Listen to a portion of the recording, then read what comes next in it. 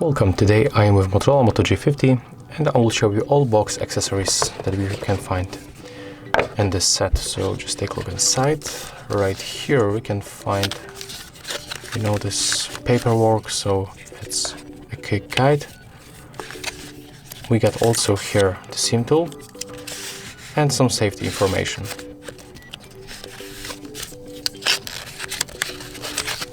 Right here you can find the protective silicone case.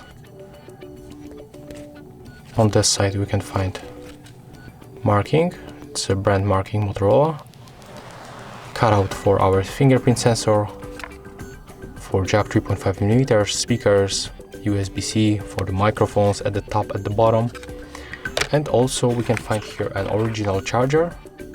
I mean, it's a charging brick with the specification like that on this side. And also right here we can find USB-C cable.